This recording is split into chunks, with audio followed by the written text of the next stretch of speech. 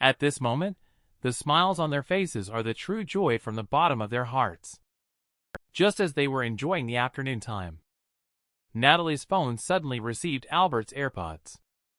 And Albert happens to be Russell's only son. But the signal actually came from the women's restroom. She staggered in. Although nothing unusual happened here, but the signal indeed came from here. She went forward to ask if there was a headset, before she could finish her sentence. This move frightened the big man outside and made him come out. The big man, seeing the situation, stepped forward wanting to regain face. Just as he was about to lay hands on Natalie, the big man was instantly subdued. The big man was trembling with fear. Natalie, on the other hand, looked calmly at the woman. Where did you get these headphones from in the end? On the other side, the three people still couldn't see Natalie's figure for a long time. Just as Brian was about to contact her on his phone, Natalie came running over, out of breath, claiming she found Albert's earphones. And the location where his earphones were lost turned out to be the haunted house. Upon hearing this, Brian also had the same idea, because he found that the entire amusement park, except for the haunted house, did not have many visitors. But the issue is that the software shows that the haunted house is fully booked. Isn't it strange that a haunted house that is fully booked has no one inside? They immediately opened the door to the haunted house. Caleb and Lucas also suddenly became full of energy, wanting to search for clues. But once they entered, the two of them were so scared that their legs went weak. And only Brian was gazing ahead. Only he knew in his heart that this place was extremely eerie. The haunted house, which should have been crowded, was eerily quiet. There were no staff members around either. Brian immediately warned them to prepare for battle. However, just at that moment, thick smoke rose from the ground. Not long after, everyone collapsed on the ground. It turned out that this was all hypnotic smoke.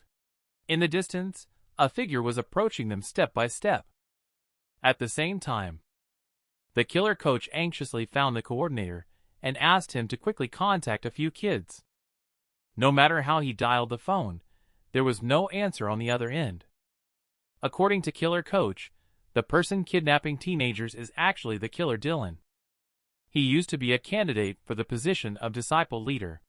However, because Glory Group couldn't fully control him, he was expelled from headquarters.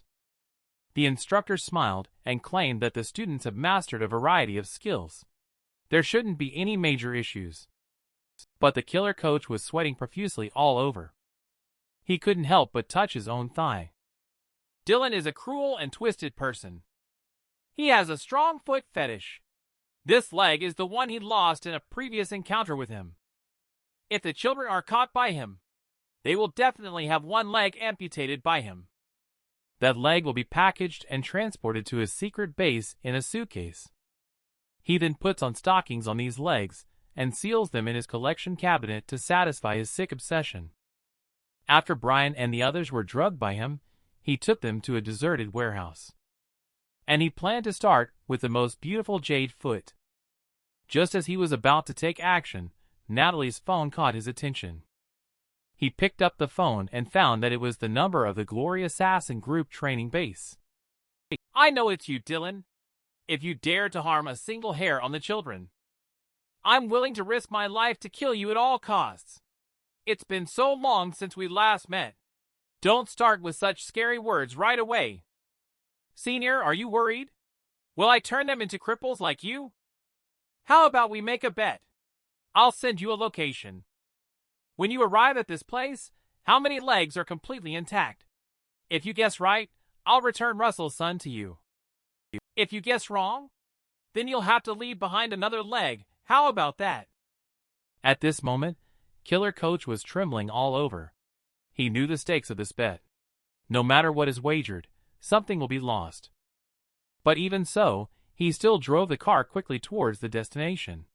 Dylan, on the other hand, turned his head to look at the other room, wanting to go after the other two first. Because he wanted to save this delicate jade foot as the last piece of cake to be savored, which was a sign of respect for this feast. After Dylan left, Natalie opened her eyes. She didn't know what to do next, as her hands were tightly bound. She could only rely on the skills she had learned in the classroom, hoping to seek a lifeline. She wanted to wake Brian up, only to find out that Brian had already woken up.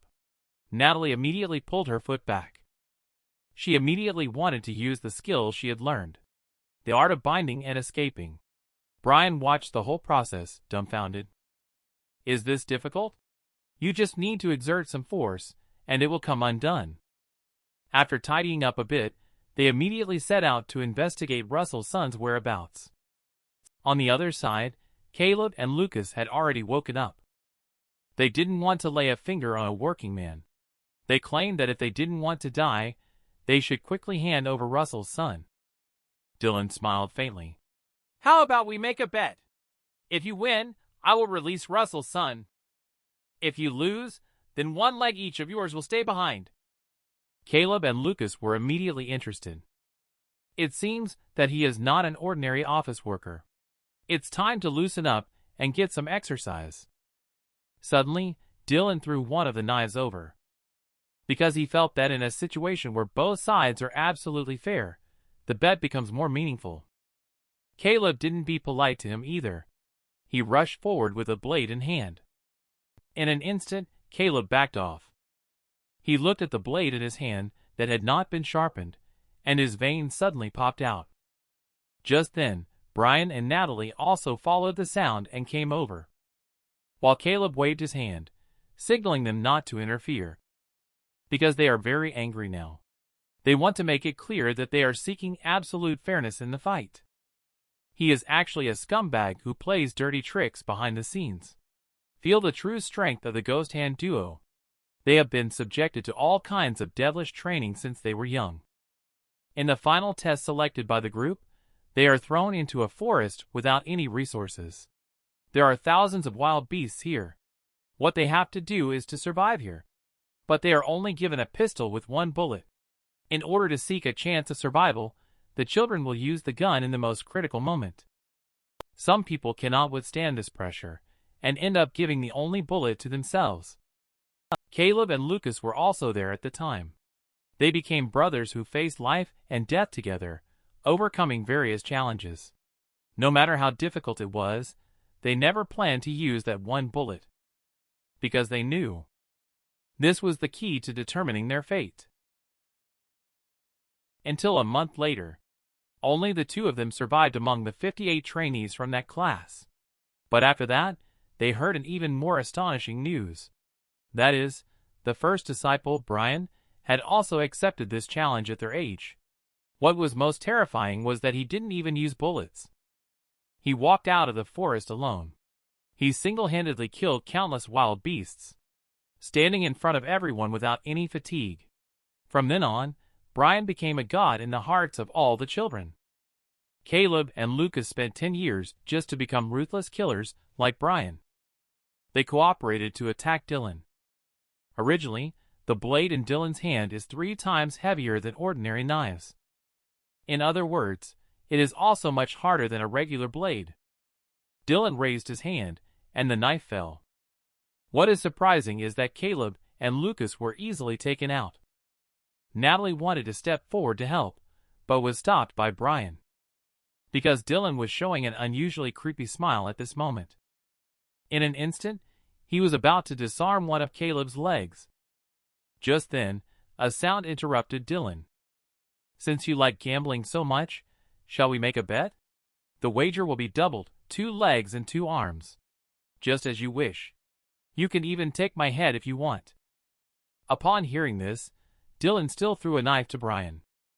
Of course he's willing. Faced with such a request, he was so happy that he couldn't stop smiling. Just see Brian picking up a colorful plate from the side. It's enough to deal with you with this thing. You should know that he is the big shot in Glory Group.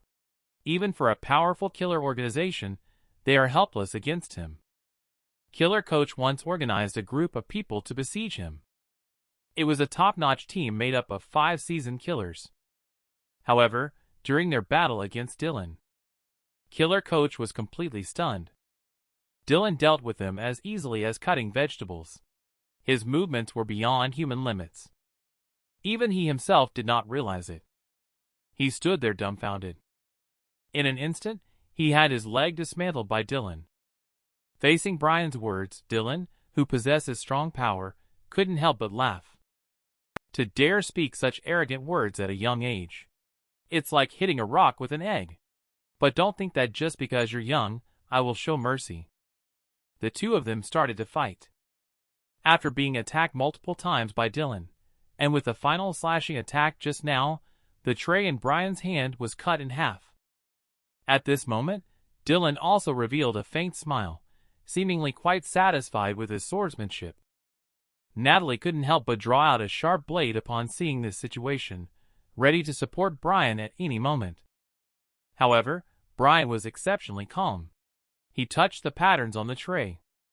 He applied a gentle force. The tray in his hand crumpled like a newspaper.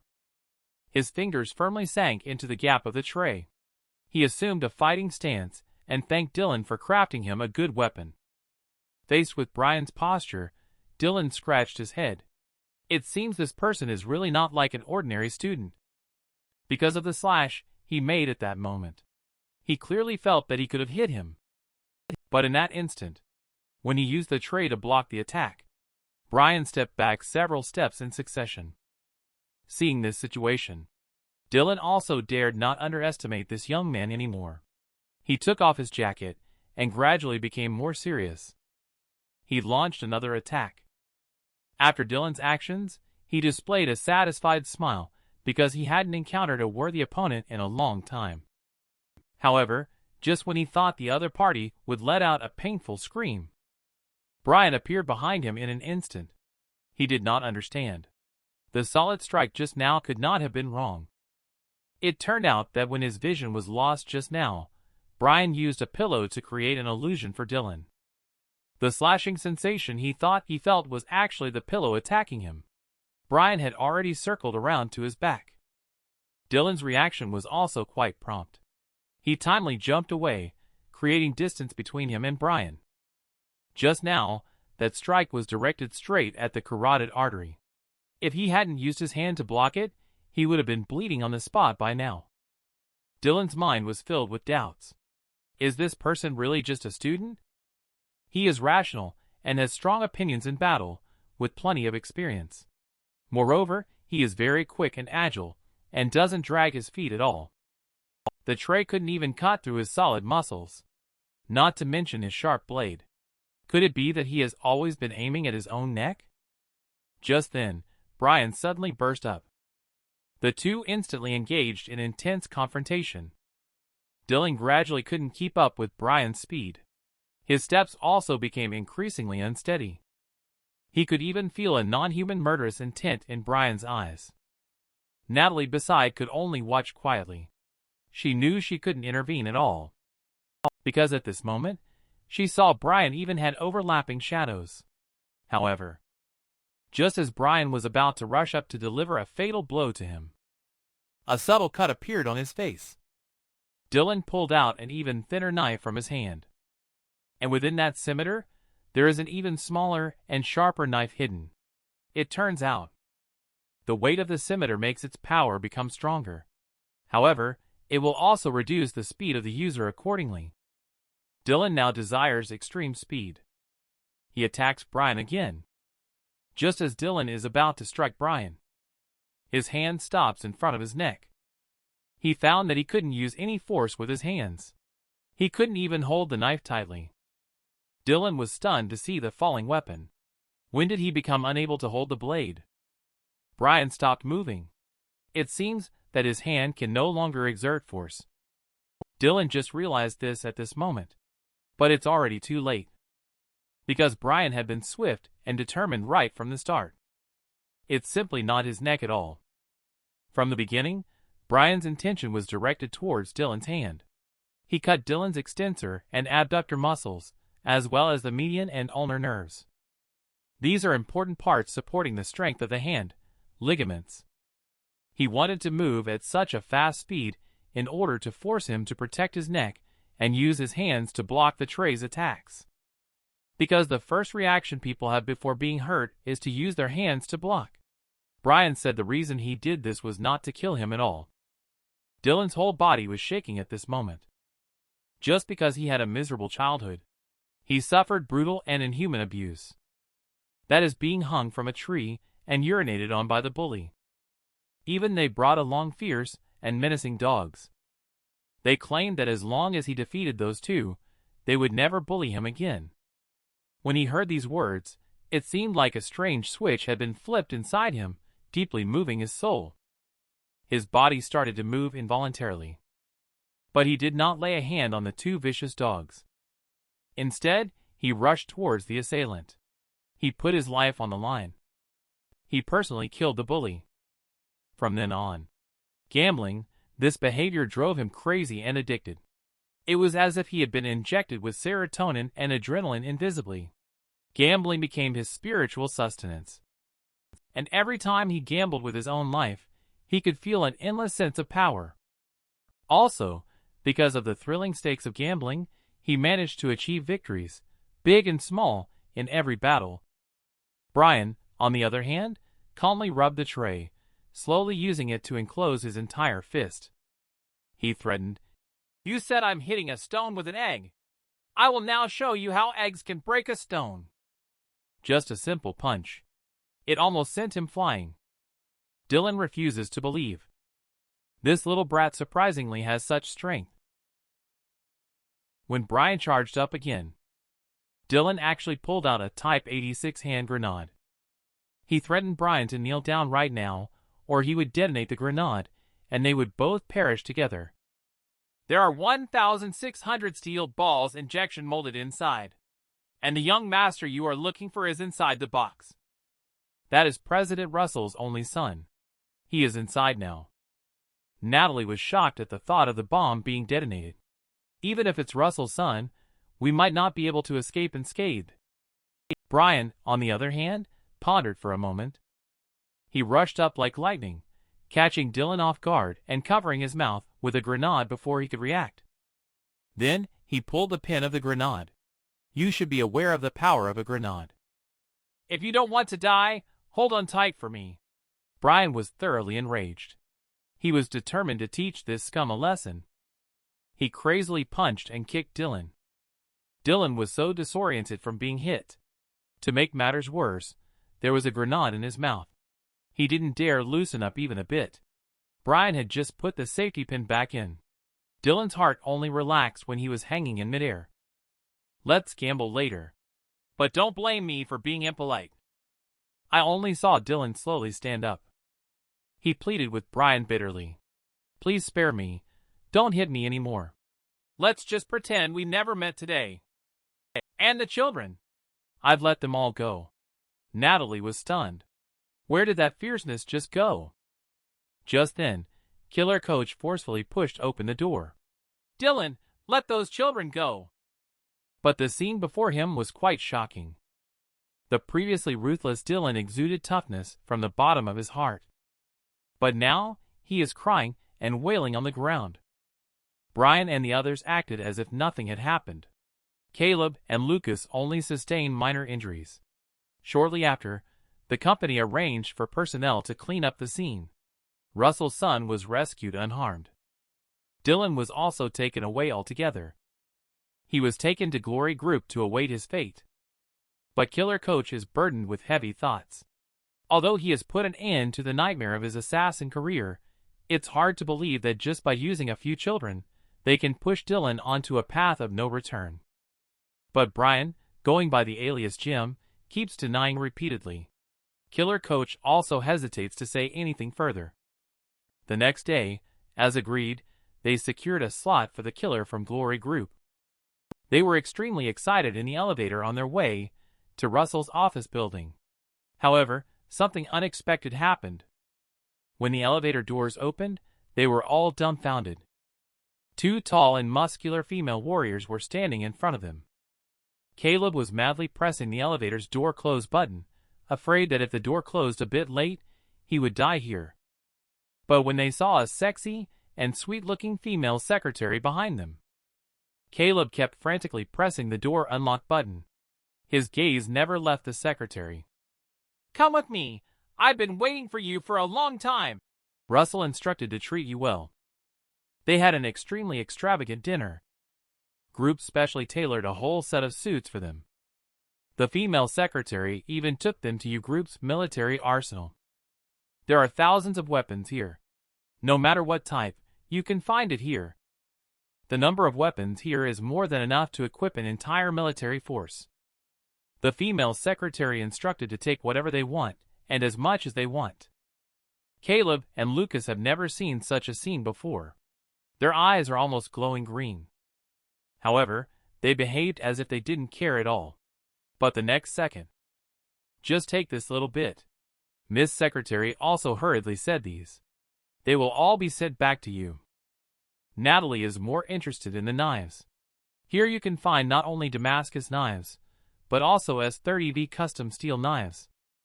When she also wants to pick one up. She remembered that she hadn't done anything when facing Dylan back then. How could she have the face to ask for other things? Brian, on the other hand, has zero interest in those weapons. He just asked for a simple pin. The secretary then said she would take you to the chairman's office now. Caleb and Lucas proudly raised their noses. None of the other students had ever received such treatment. But she said it wasn't like that. "There is only one person going to the president's office. That person is Jim." Not long after, she brought Brian to his office and instructed the secretary to leave. Brian looked puzzled. He didn't know why the chairman wanted to see him alone. As the CEO of the U-Group, Russell, one of the greatest military entrepreneurs in the world, was now beaming with joy. Because Russell said, "I know who you are."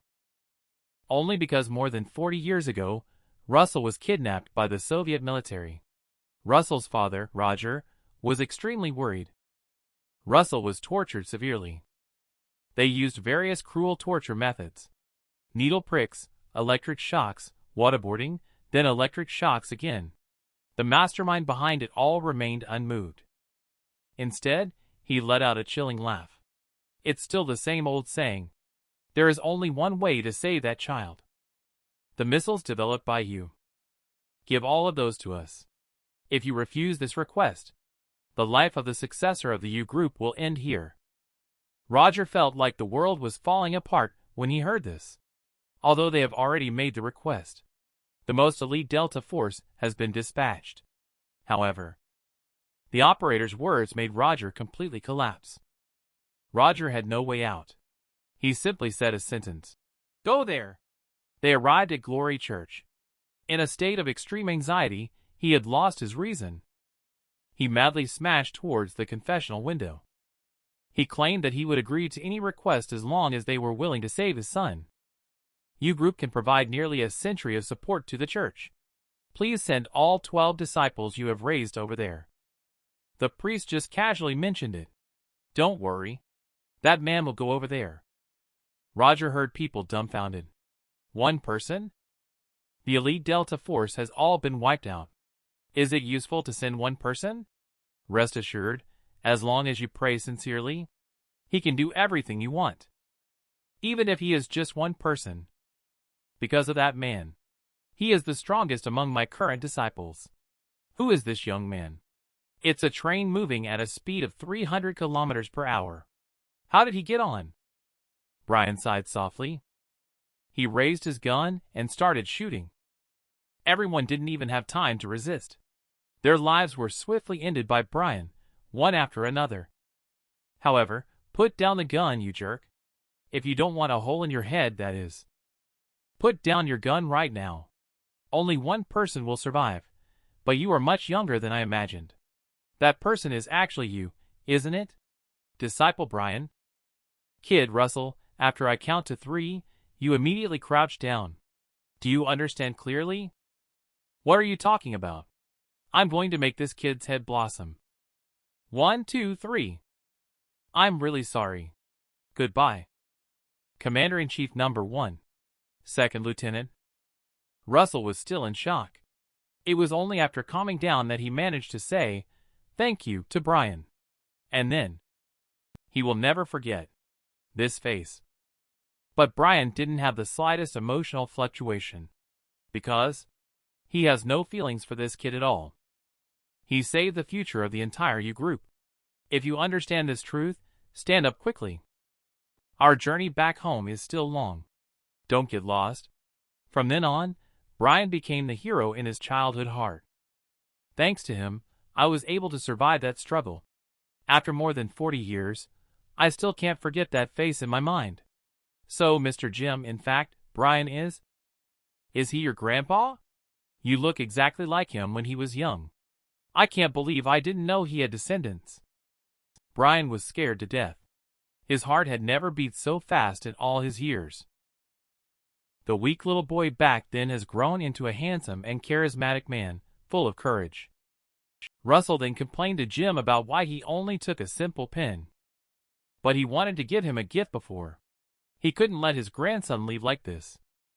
Because Brian saved his childhood self back then. It was using a similar type of transportation. This is developed with a large amount of funds from the U Group. This is a product that is not for sale to the public. It features the strongest engine in the world. It has the unofficial fastest speed in the world. It can reach a maximum speed of 527.21 kilometers per hour. It also has stealth capabilities. It can even interrupt all signals within a 10-kilometer radius. When performing tasks, there is no need to worry about surveillance and GPS positioning. Natalie was stunned at the sight. She couldn't help but reach out and touch it. Meanwhile, Caleb and Lucas acted as if nothing mattered. The next second, he asked the secretary if he could exchange his outfit for this dream car. However, the inevitable answer he received was a no. At the same time, Brian threw a helmet to Natalie. "Come on, take a ride and try the bike." Lucas looked disgusted. "This bike obviously suits me better." Caleb then said, "It should be the two of us brothers." Just then, the killer coach's phone rang. "Are you having fun? It shouldn't interrupt you at such a happy moment. But there is one thing. The people from the Glory team would like to meet you. They are very interested in all four of you." Brian's heart could no longer contain his restlessness. He crazily revved the throttle because he knew it was a gathering of the killer team. Caleb and Lucas also had their expressions change gradually after hearing that. They knew it was an opportunity to showcase themselves as well. They both had serious expressions, even though they didn't have nice cars. But we're passionate. Shortly afterwards, they finished preparing and arrived at the Glory Club meeting hall. Caleb and Lucas showed unusually excited. They felt like they were being evaluated as popular newcomers. Actually, they were thrilled to bits inside. And Natalie, on the other hand, seemed quite calm on the surface. But deep down, she was actually in a total panic. After they pushed open the gate, the scene inside was completely unpredictable. The church is not very large in size. It is packed with people. In other words, all of them are nurtured from the Glory group.